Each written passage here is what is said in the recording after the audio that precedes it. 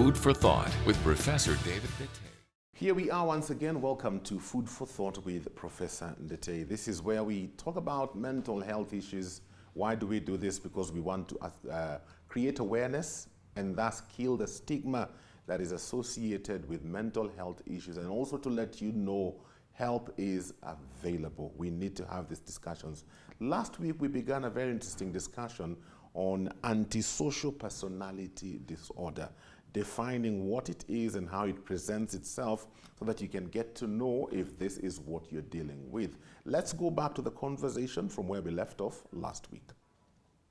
What is happening in mental health these days, and looking at what is happening, it is amazing how science is teaching us things that we never imagined that could be the case. For example, I was attending a conference, I don't know whether it was in Europe before COVID, and there was this person who was talking about depression, and he came up with so many variants of depression which we had never thought about. In fact, he came with different, almost 20 variants of depression on the basis of immunological studies, on the basis of genetic studies, and he's saying, like, if you have, say, 100 people with the depression, as a matter of fact, and they listen to me very carefully, you can have 100 people with the depression. Can I put this way? I have seen, I don't know how many people I have seen with the depression, but I can never remember. I am not able to remember an occasion when I had two patients who are completely identical. Yeah, in terms of the precipitating factors, in terms of management, in terms of the response to the different drugs that are available. It's only now, as we are talking now, that they are beginning to say that different individuals it's true they respond to different medicines. Yeah. We didn't know why they respond to different medicine and different doses. But now we are reaching a stage where you can take my blood, go and take it to the laboratory, and if I'm depressed, you come and tell me that this is a medicine that you are likely to respond to. Have you heard of culture sensitivity? If you have an infection, they take the sample, either the urine or whatever, they go and grow the bacteria, and they do tests, and they tell you, for this bacteria in you, you respond to this kind of medicine. So we are getting very close to that. Okay. I think the science that will be, it has changed so much in my lifetime, and keeps on changing almost every day.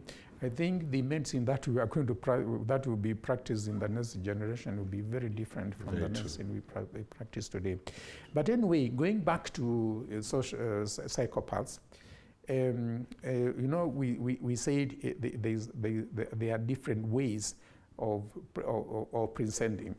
So a typical psychopath will have certain characteristics.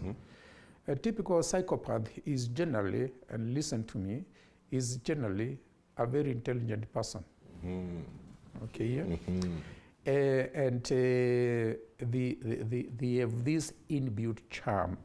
Yes. That they can actually find your way into you, and before you realize what is happening, this man is already taking advantage of you. They tend to be very deceitful. Yeah. They are very selfish. They have no sense of guilt. Ooh. Yeah. As a matter of fact, it's like they enjoy causing pain to you. They cause pain to you. It's like if I'm a psychopath, I will find your way into the way you do things, and I do things, and before you realize I'm really a moral person. I have no sense of guilt, and then when I cause you that pain, instead of saying, I'm sorry, I'm sorry I caused you that pain, I tell you, it was your pain, it was your problem. it was your problem. Yeah. You got what you deserved. Oh. These are kind of people that we are dealing with. Okay. Yeah. I'm just wondering, does this only manifest in adults or even in children? Oh, that's a very good question. I think there is a definition, which not I think there is a definition, which has been imposed on us by Western standards, and which is very true here. They said you do not diagnose psychopathy in a person who is less than 18 years. And the reason is that is a criminal criteria. Because at the age of 18, you become legally liable and responsible for your activities. So I think that's how they arrived at the age of 18, which is what we have here. Yeah. That at the age of 18, you can be taken to court for your crime. Below the age of 18, yeah, if you commit a crime, you are not legally responsible for that crime. Criminally responsible. There is that element of responsibility. In other words, you are not capable of committing a crime. But you see, today you may be 17, and then at the age of 18, then you become criminally responsible for your activities. So this condition tends to start very early in childhood. Yeah. Definitely before the age of 15, but then we don't call it social psychopathy, we call it conduct disorder. Oh. Yes, conduct disorders are very common in children.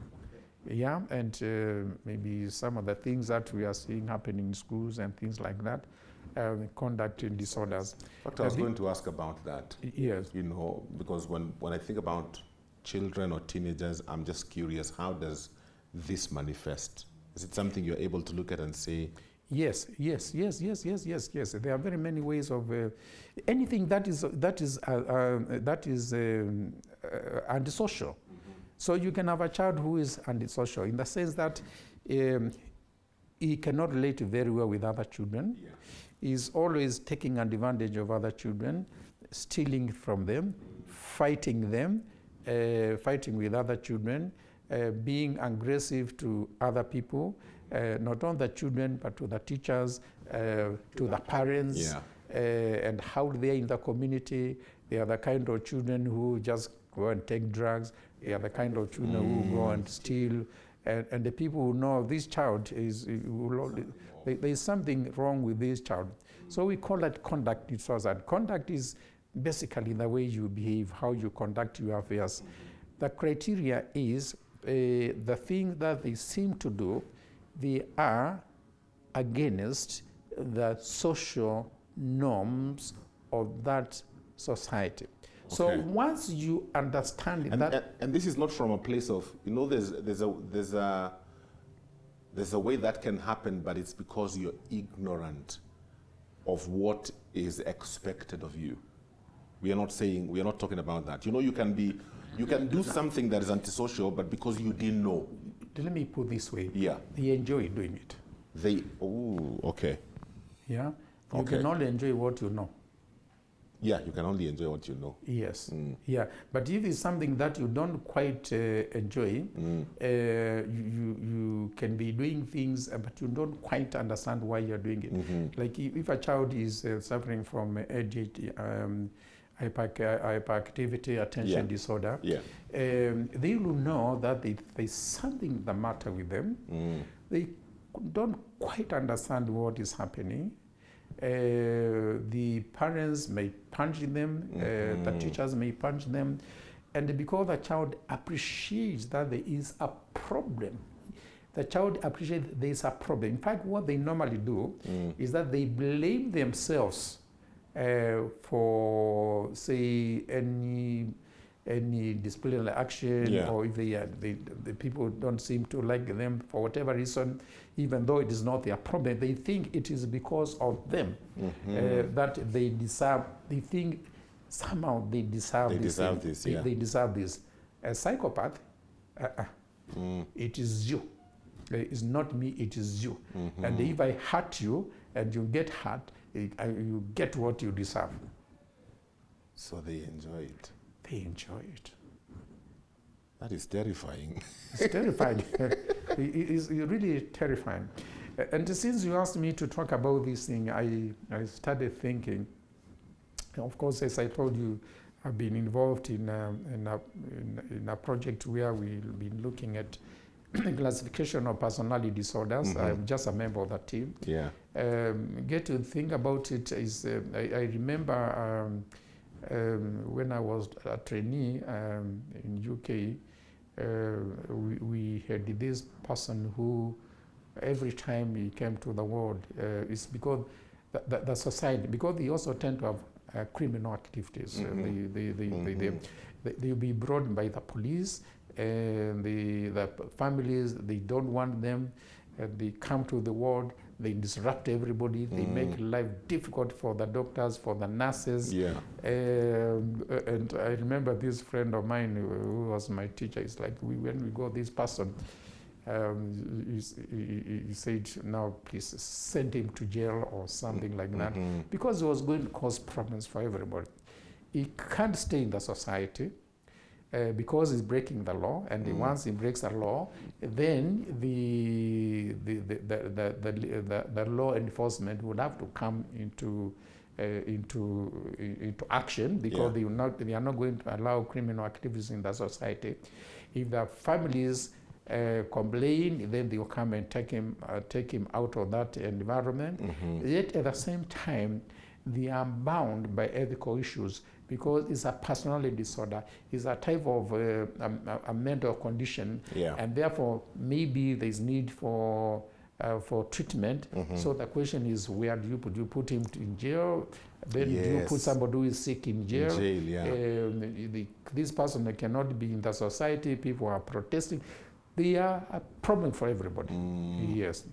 I don't mind having patients of any kind, but these ones. Yeah.